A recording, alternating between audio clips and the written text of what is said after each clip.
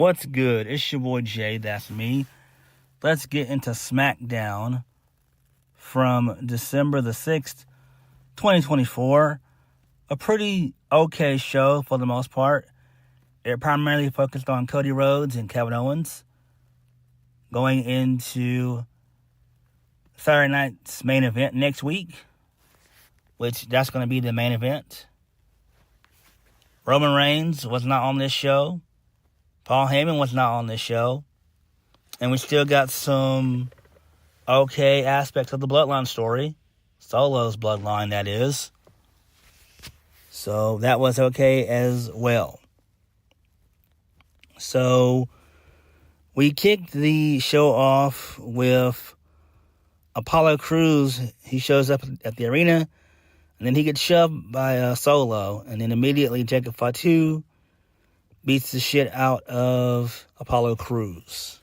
Okay, that's fine, I guess. Moving right along, Cody Rhodes, he comes out. He gets on the mic, he talks about Saturday night's main event and his match against Kevin Owens. So Chad Gable, he shows up. He talks about the transfer window's about to open and how he might be joining Smackdown. Chad Gable says he's in his hometown and he knows the people in Minneapolis, Minnesota are a little bit simple-minded, which is kind of funny. He says he'll speak some truth to everyone. He tells Cody that when he first came back to WWE, he was the beacon of inspiration to him. He wanted to be a workhorse, a champion. But dressing the part is easy, but he can do that. But it was not easy being a good friend. A loyal friend like Kevin Owens. Chad Gable tells Cody that he knows about bad friends like Otis. He says Otis left him high and dry the same way Cody left Kevin Owens high and dry. Cody's a bad friend, but he also found out that Cody is the definition of superficial. So Cody didn't laugh, and Gable tells him that all Cody thinks about is what everyone thinks about Cody Rhodes. Chad Gable says that Cody went as far as to team up with Roman Reigns, said that he would never do that. Chad Gable tells him that Cody is going to get what's coming to him, and he deserves it. Cody says he's disappointed that Chad Gable spewing all this. He says that he sees a lot of him in Chad Gable. Cody says that Chad Gable was Shorty G. Cody Rhodes said that Shorty G is looking at Stardust, and he knows all about what Chad Gable is going through. Cody Rhodes says that Chad Gable has a lot to lose because what happens when Chad Gable fails again? If Cody's learned anything from WrestleMania 39, is that he can only look in the mirror. And what happens when you go for the end game and you don't get it? Chad Gable says that he's supposed to be the leader of his group. What will happen when he fails? So Chad Gable cuts off Cody Rhodes. He says if he didn't have his suit on, he'd whip Cody's ass. Cody asks him if he would what. Cody tells him to talk to Nick Aldis and make a match with him tonight. Cody says that Kevin Owens is on his mind, and that's not good for him. So that's fine. This is interesting, I guess. Okay, way to start the show, I guess. I think that's interesting. But this is something that could have started the show, or you could have put their match at 9 o'clock. There was no need for this to be the main event, but it is what it is. So, moving on. So, we go backstage. Naomi and Bianca Belair, they're talking. Naomi tells Bianca Belair that she'll have to get through her match first, and then she walks away. So, Piper Niven and Chelsea Green, they come in. Chelsea Green tells Bianca that she must be relieved now that War Games is finally over because she can now focus on finding who took out Jade Cargill. Bianca accuses Piper Niven of taking out Jade Cargill. Piper Niven calls out Bianca, and Bianca hits her in the face. But Bianca is beaten up by both Chelsea Green and Piper Niven. Nice. So really good shit there. I like that. I love me some Chelsea Green. I've always been a fan of her. I'm thinking that when it comes to this Jade Cargill storyline with her being taken out, I'm thinking it was probably Naomi that did it. So I wouldn't be shocked if they turned Naomi heel. That would be kind of cool to see a Naomi heel turn. She has not been heel in probably well over 10 years. So since 2014, when she was in Team Bad, that was with Sasha Banks and Tamina, when they were with WWE. So there's that. Moving on, first match of the night, Tiffany Stratton, she qualifies for the Women's United States Championship tournament. She advances. So she defeats Elektra Lopez and Naomi. Match was okay, but Elektra Lopez, she needs some work. She needs to go back to NXT. She really does. I'm thinking that's where Legado del Fantasma might go back to, is NXT, because they are going to be involved. It's going to be call-ups and call-downs. So apparently that's what they said on commentary about this draft thing. So they are going to make that official. It's like a little mini draft up until Raw gets to Netflix. So that's kind of cool. They've got a couple weeks to do that. And it should be interesting. So, moving on. Byron Saxton is backstage with Nick Aldis. The Street Profits, they're laid out. Nick Aldis says that they need medical attention. And then he runs into the Motor City Machine Guns. He tells them that the Street Profits are hurt and can't compete. So during Gargano, his sorry ass comes in, and he says DIY can step in for the match tonight. And the Motor City Machine Guns accept the match. Okay? Work rate galore, I guess. Moving on. Bianca Belair defeats Piper Niven. This match was solid. This was literally one of Piper Niven's best matches to date. She's good. She's really fluid in the ring. She is a pretty good worker. She's better than Nia Jax. She's what Nia Jax should be. Nia Jax has improved a little bit, but she's not what she needs to be. But Bianca was a star in this. She was amazing in this. So the finish came when Bianca threw Chelsea Green in the ring because she got involved in the match. Well, she was about to.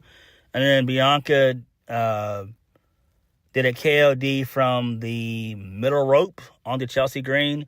And that's how she defeated Piper Niven. The match was good because Bianca sold her rib injury very, very well. So I don't know if that was a legit injury or if it was just a work. Probably just a work.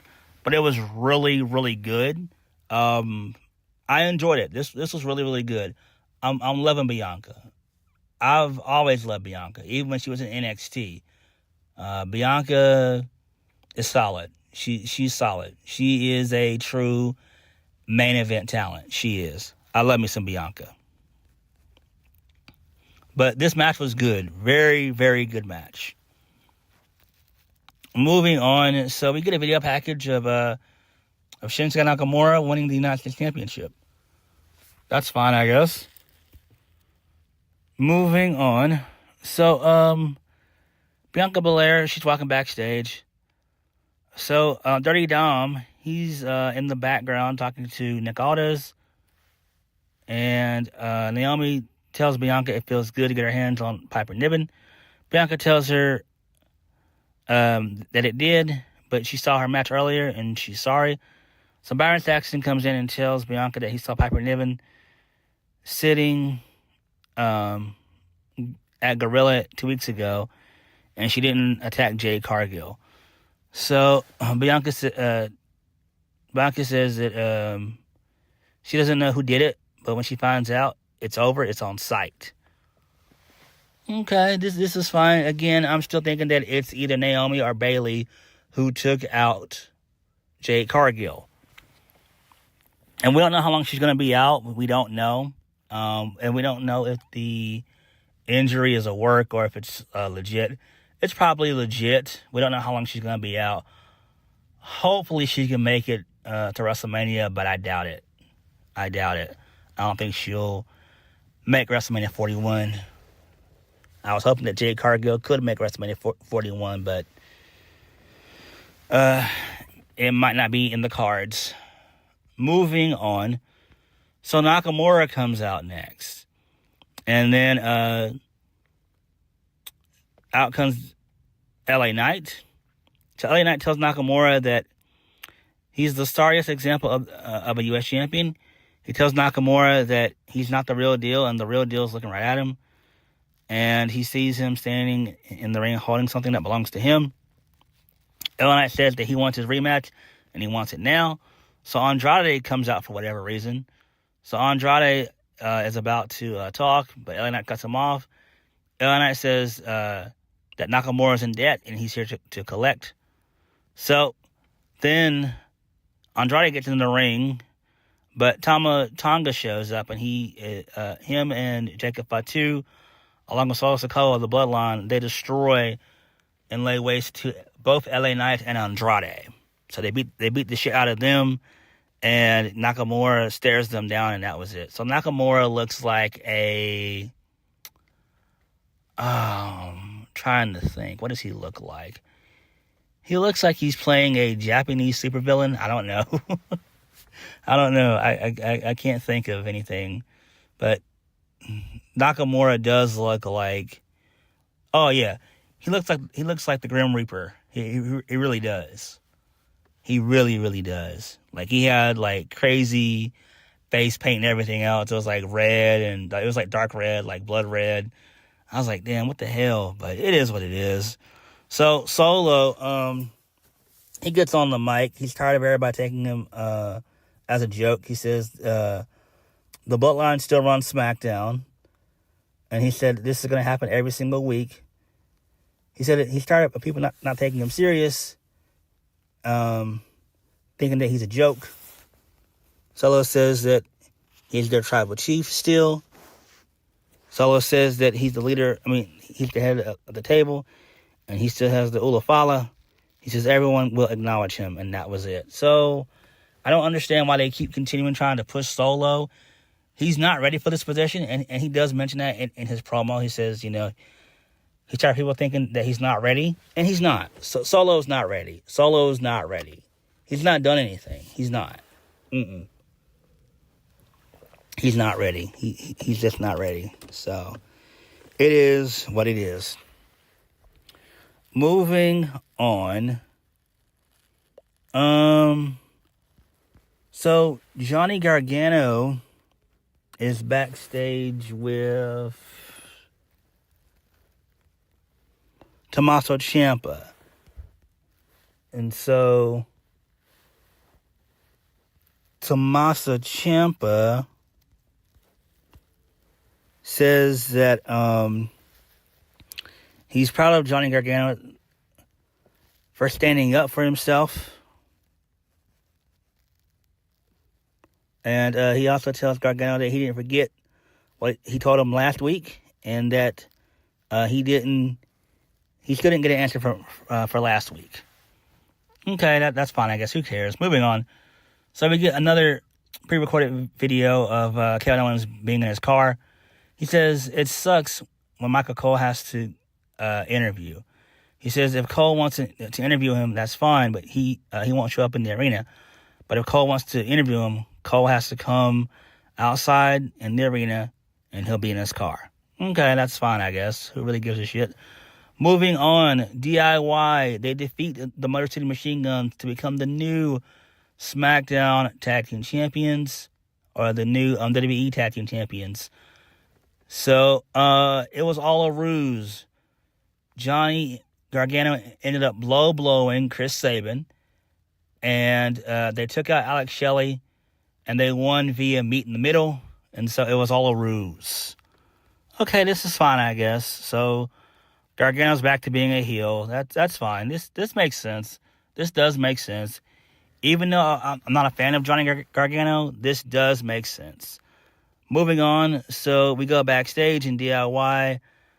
They're celebrating with Candice LeRae. Alrighty, moving on. Michael Cole, he's outside. Kevin Owens tells him to get in the car because it's cold. Kevin Owens tells Michael Cole that he can't do an unbiased interview with him being Cody Rhodes' #1 fanboy. Kevin Owens says that Cody left in 2016, but he didn't. He stayed. Michael Cole says it's not about Cody. He tells him that the Usos and even Sami Zayn thought it was a good idea to help Cody. Michael Cole tells Kevin Owens that he's the problem. Kevin Owens gets angry and tells him to get out of his car, and he drives off. So that was funny right there. I like that. So this is pretty cool. So Kevin Owens is still delusional, basically. I like it. Moving on. So we go backstage. Nick Aldis, he's shaking Gunther's hand. So Carmelo Hayes comes in and asks him what's up. Carmelo Hayes tells him that he needs to figure out where he fits in, because if he can't, he'll go to Raw on Netflix. Nick Aldis tells Carmelo Hayes that he's going to go to Raw, and becoming Adam Pearce's headache is a thing to celebrate, and then he walks away. Okay, that's fine. So Carmelo's going to be on Raw. Okay. That should be interesting, I guess.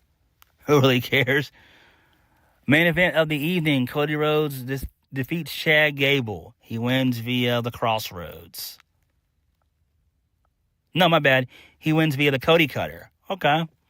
Post-match, Kevin Owens shows up, and he steps on Cody Rhodes' ankle, and both Cody Rhodes and Kevin Owens, they brawl. And that was it. So this was okay. Again, this show was primarily focused on Cody Rhodes this week. Roman was not there, so that's fine. So he'll probably take a couple weeks off, maybe, and or maybe he'll show up at Saturday Night's Main Event.